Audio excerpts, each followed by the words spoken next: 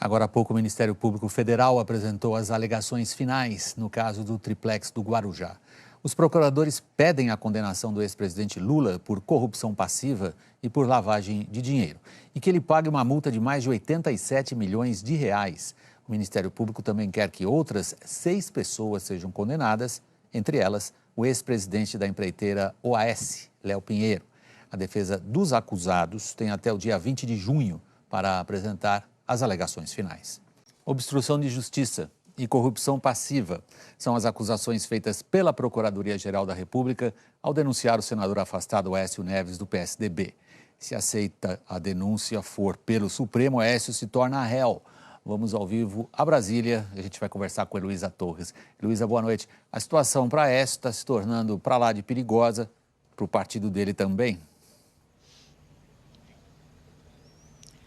Olá, boa noite. É verdade, William. Aécio Neves é uma das principais figuras do PSDB, né? Ele está afastado há 16 dias das funções de senador e agora tem no currículo, além dos 8 inquéritos aqui no Supremo, essa denúncia feita hoje. É a primeira com base na delação da JBS. Foram denunciados também a irmã de Aécio, Andréia Neves, o primo dele, Frederico Pacheco, e Menderson Lima, que é assessor do senador Zezé Perrella, do PMDB de Minas.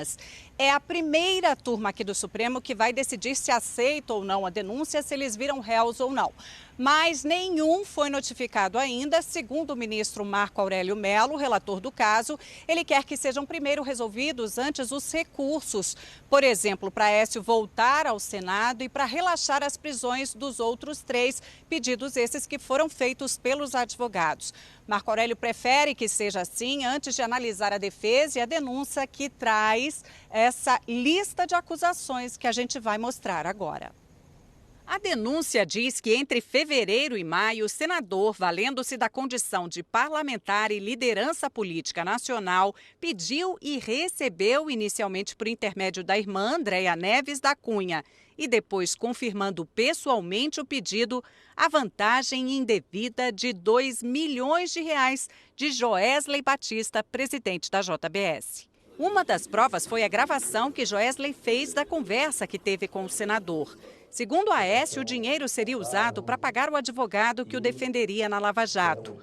Mas, segundo a denúncia, a entrega foi feita em 4 parcelas de R$500 mil. A última no dia 3 de maio, para Frederico Pacheco, primo de Aécio, e Menderson Souza Lima, assessor do senador Zezé Perrella, do PMDB de Minas, que participou dos 3 últimos pagamentos. Nessas imagens, Frederico aparece recebendo o dinheiro, que, de acordo com as investigações, não foi para o advogado de Aécio. Para o procurador, os fatos deixam claro o crime de corrupção passiva praticado por Aécio, Andréia, Frederico e Menderson. Aécio Neves também é acusado de obstrução de justiça. O procurador afirmou que ele atuou intensamente nos bastidores do Congresso para aprovar propostas com o objetivo de atrapalhar ou impedir investigações da Lava Jato. E cita como exemplo a proposta de anistia do chamado Caixa 2 e o projeto de lei de abuso de autoridade, com notório viés retaliatório contra autoridades judiciais e agentes públicos. A defesa de Aécio Neves disse que o senador não foi ouvido e nem foi feita perícia nas gravações, que lamenta o oferecimento da denúncia e aguarda ter acesso para demonstrar a correção da conduta de Aécio e familiares. A defesa de Andréia Neves disse que ela não pediu propina a ninguém. E as defesas de Frederico Pacheco e Menderson Lima disseram que vão se manifestar quando tiverem acesso ao documento. O procurador-geral Rodrigo Janot também pediu que Aécio e Andréia Neves paguem uma reparação de 6 milhões de reais, 2 milhões por danos materiais e 4 milhões por danos morais. Janot pede também que, se Aécio for condenado, ele perca o mandato de senador. Só lembrando, ele está afastado das funções parlamentares e com tudo que tem direito, o salário e as cotas, porque o Senado manteve assim, pelo menos por enquanto. William? Obrigado, Luísa. Boa noite para você em Brasília. A Polícia Federal diz que encontrou no escritório de um auxiliar direto de Temer, auxiliar descrito por delatores da JBS como um operador de propina, A Polícia Federal diz que ali encontrou recibos de despesas de familiares do presidente. Advogados de Temer afirmam que a relação com o auxiliar é muito antiga e os recibos nada provam. O coronel aposentado João Batista Lima Filho é investigado na Lava Jato e amigo do presidente Michel Temer. Os documentos foram encontrados no escritório da empresa dele, a Argeplan, em São Paulo, durante a Operação Patmos. O coronel foi citado por delatores da JBS como receptor de dinheiro destinado ao presidente Michel Temer. Na lista de materiais apreendidos no escritório foi encontrada uma caixa de arquivo azul com documentos referentes a um projeto de reforma com o nome da filha de Temer e um HD externo com informações sobre essa reforma. A Polícia Federal citou também um saco plástico com um edital de concorrência para serviço de construção e um recibo de pagamento em nome de Maristela Temer. A lista não mostra o recibo, mas a TV Globo apurou que o valor dele é de R$ 5.500, referentes à 7ª parcela do pagamento de serviços de fornecimento de batentes e portas em madeira maciça. A empresa que deu o recibo é a Móveis e Esquadrias Santos Limitada. A reforma é num imóvel no Alto de Pinheiros e a data é 30 de março de 2015.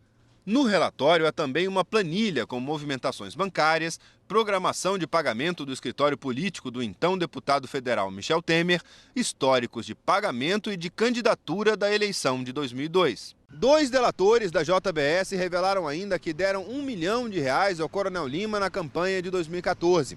Esse pagamento seria parte de um suposto acordo entre Joesley Batista e o presidente Temer para garantir um repasse de R$ 15 milhões. Segundo Joesley, desse dinheiro, R$ 1 milhão seriam só para o presidente Temer. O executivo da JIF, Ricardo Saldi, contou como foi esse pagamento. O Temer me deu um papelzinho e falou: ó, Ricardo, tem R$ 1 milhão que eu quero que você entregue em dinheiro nesse endereço aqui. Me deu o endereço. Temer falou isso? Temer falou isso. Tá. Na porta do escritório dele, na calçada, só eu e ele na rua. A Praça Pan-Americana. Praça Pan-Americana. Eu peguei e mandei o Floresvaldo lá. Falei: Floresvaldo, vai lá saber o que é isso. E lá funciona uma empresa que já foi investigada na Lava Jato, que é a tal de Argeplan. O Palácio do Planalto declarou que o coronel João Batista Lima Filho cuidava do gerenciamento de campanhas de Michel Temer desde os anos 1980 e que era natural que tivesse cópias de documentos de disputas anteriores. A assessoria do Palácio também afirmou que jamais houve entrega de recursos ao coronel a pedido de Temer. Ainda segundo o Planalto, uma das filhas do presidente, Maristela Temer, apenas fez um orçamento para uma reforma com a empresa da qual o coronel é sócio e que, por isso, encaminhou a essa empresa uma cópia do projeto arquitetônico. A assessoria declarou que a obra foi executada por outro prestador de serviço. Enquanto o PSDB continua se indagando o que vai fazer, o presidente Michel Temer e o governador de São Paulo, Geraldo Alckmin, do PSDB, se reuniram agora à noite no Palácio dos Bandeirantes, a sede do governo paulista. O repórter Roberto Paiva acompanha e tem as informações. Paiva, boa noite. Boa noite, William. Boa noite a todos. Olha, entre as várias preocupações do governo de Michel Temer, uma delas tem chamado a atenção nos últimos dias. Afinal, o PSDB vai permanecer no governo ou vai desembarcar do governo de Michel Temer? Aqui em São Paulo, o diretório estadual do partido marcou para a próxima segunda-feira uma reunião em que pode discutir esse assunto. E isso preocupa o presidente Michel Temer, que veio aqui a São Paulo conversar com o governador Geraldo Alckmin. Temer quer evitar uma debandada da bancada paulista. Temer precisa do PSDB para aprovar as reformas. Aqui no Palácio dos Bandeirantes, a reunião durou 1h30, a imprensa não pôde acompanhar e, ao final, nem Temer nem Alckmin gravaram com jornalistas. William. Obrigado, Paiva. Boa noite para você. 5 meses e 2 dias é quanto todo mundo que paga impostos teve que trabalhar em 2017 só para poder pagar impostos.